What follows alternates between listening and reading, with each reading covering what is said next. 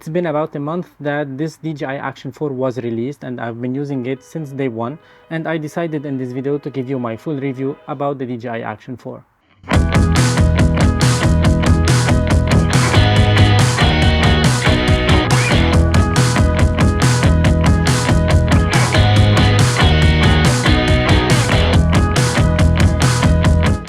Hello everyone and welcome back to another video on my channel. I'm Photorabs. I do videos about photography, filmmaking, camera tech related reviews, unboxings, action cams, vlogging kits and so on.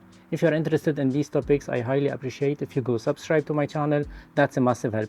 And now let's talk a little bit about this DJI Action 4. I made lots of videos about it, but in today's video it's gonna be the review, the full review about this camera. Well, my honest review and my honest opinion about it. I just came back from Milan, Italy, and I wanted to make this review there, but I did not have time at all to make this review. I was very occupied by the event I was shooting, so I decided to make this video now. By the way, I used this camera for a travel vlog. I'll be posting it maybe in few days on my channel. Make sure to ring the bell so you can receive all the notifications about my future posts. And today on September the 6th, GoPro released the GoPro Hero 12, and it was expected to be released on September 15. I'll be posting this video probably on September the 7th, so if you're watching this video, GoPro was already released yesterday on September the 6th, and I was not planning to buy the GoPro Hero 12 because on the spec sheet we have minor updates, minor upgrades comparing to the GoPro Hero 11, but I already pre-ordered it. I'll receive it very soon so I can compare it in a head-to-head with this DJI Action 4. Once again, if you're interested in such content, let me know that in the comment section below and ring the bell so you can receive all the notifications about my future posts. And now let's go back to this DJI Action 4. As I said, I made lots of videos about it, lots of content about this camera and with this camera, and it's been a month that I'm using it, and it's time to give you my final opinion about it, whether you can buy it or not, especially that now we have the GoPro Hero 12 that was released. So we have these two cameras, and let's talk a little bit about this one today. And by the way, I'm not paid by DJI. They did not sponsor my video. They did not ask me to do any content for them. This is my honest opinion about this DJI Action 4.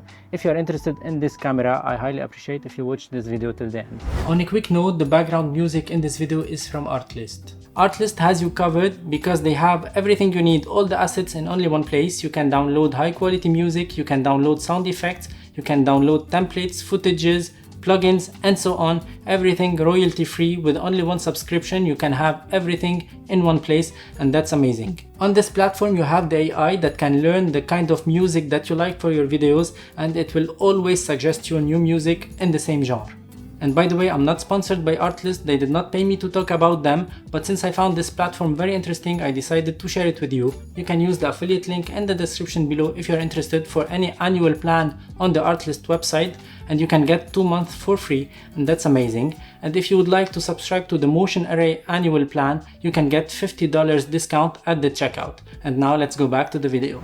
As you can see, this DJI Action 4 looks exactly like the DJI Action 3.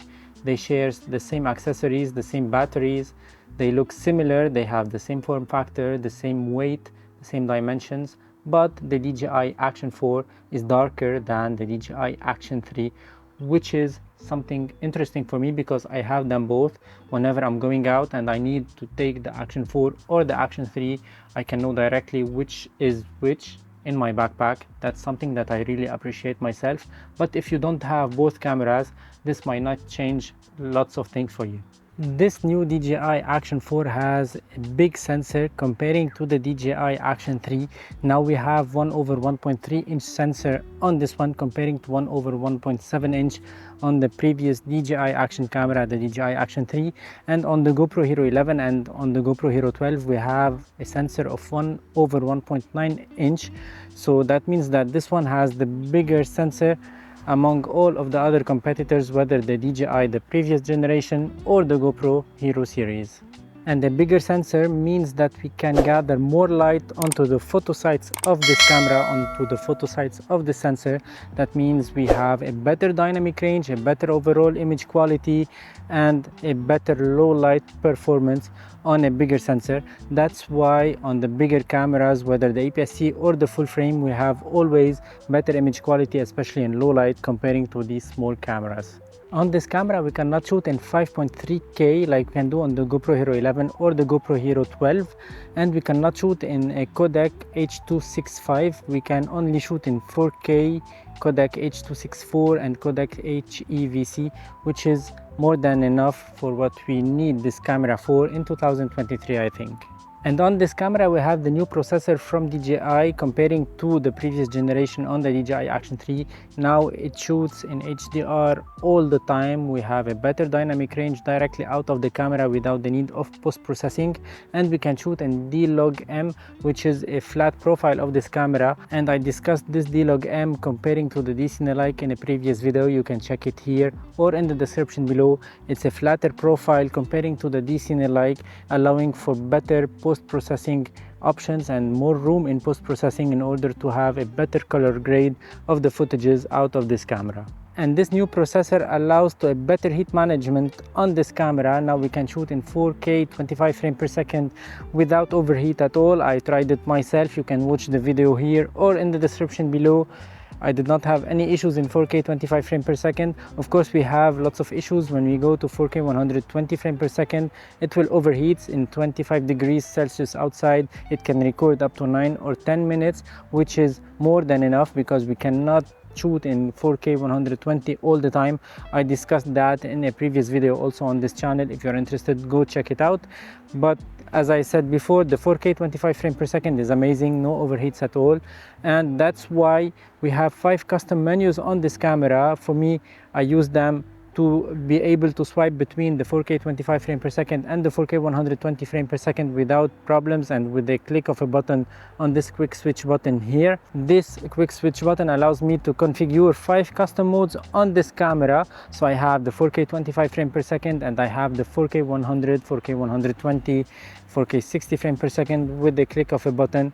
That's amazing because, as I said before, I do not want to shoot in 4K 120 frames per second if I don't need to do slow motion shots and slow motion rushes, because 4K 120 means that the battery will die very quickly and the memory card will be full very quickly, and we need a fast processor on the computer to process the files, and I need some 4K 25 frames per second for my vlogging shots, for my walking shots, so I can edit my videos quickly, easily, smoothly, without problems at all.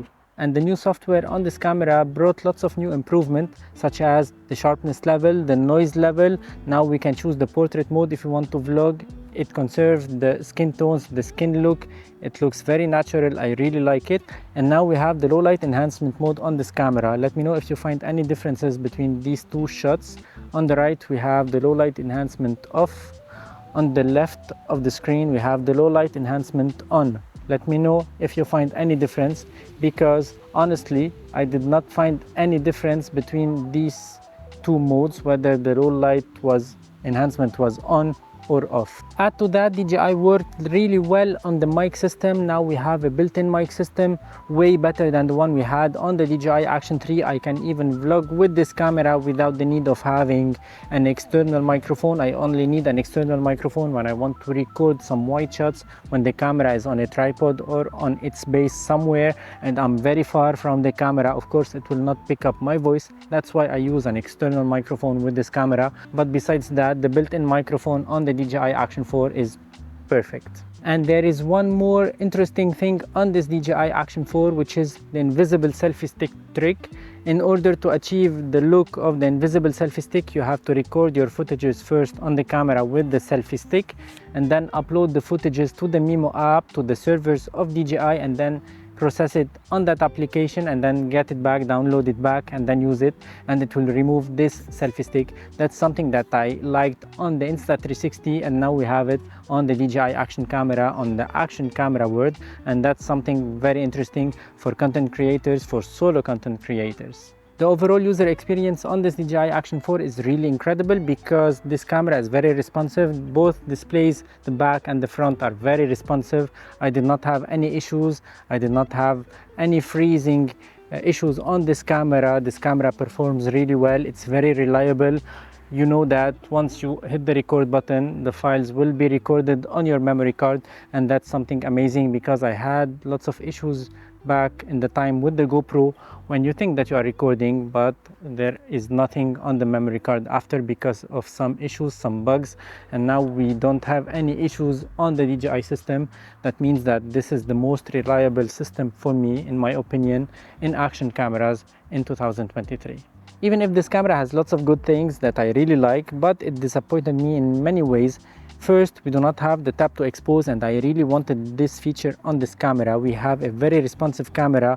Both LCD screens are very responsive, as I said before, but we do not have the tap to expose, which is something that I really need in my workflow. And I don't know why we don't have it on this one. The screens are very responsive. We can use them not only to view, to change the settings, the menu, but to tap to expose. That would be perfect. We really need this on the DJI Action 5.